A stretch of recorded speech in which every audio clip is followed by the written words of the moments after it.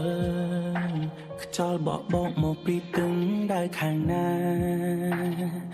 តែផ្លូវមិនដេចផ្លូវមួយនេះខ្ញុំដើរតែម្នាក់ឯងកាលចាប់ផ្ដើមមើលទៅដូចអង្គចាប្រាថ្នាឲ្យដល់ថ្ងៃមុខស្រាប់តែពេលនឹងបេះដូងរំអុកធ្វើឲ្យគេបានកិច្ចការផ្លាំងបដូរមិនដូចមុនឈឺពេលខ្ញុំប្រាប់ថាខ្ញុំឈឺគេធ្វើមិនលឺវាគឺរឿងដែលអាក្រង់លាក់បាំងកុហករូបខ្ញុំរហូតមក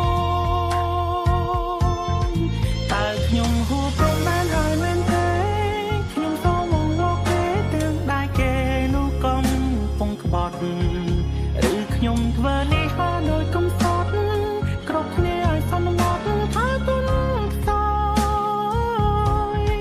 ជាមនុស្សប្រម្នាក់ដែលធ្លាប់នឹងងងចុងក្រោយខ្លាចជាឆ្លងកុំបោអារម្មណ៍ស្នេហាមិនថិតថេរមួយគ្រាគ្មានថ្ងៃដែលអាចជានាព្រោះពងងារជាអ្នកមានថ្មី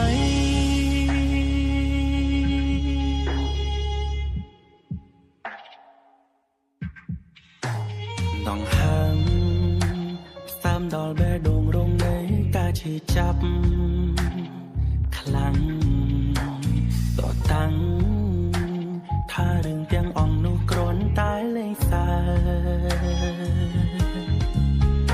គេហាក់ដូចគ្មានធម៌មេត្តា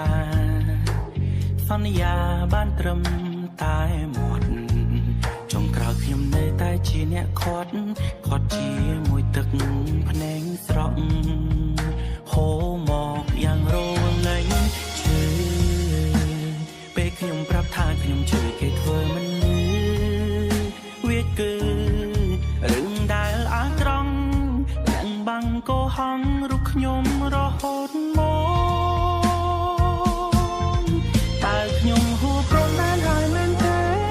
ខ្ញុំសូមមកលោកគេទាំងដែលគេនោះកំពុងក្បត់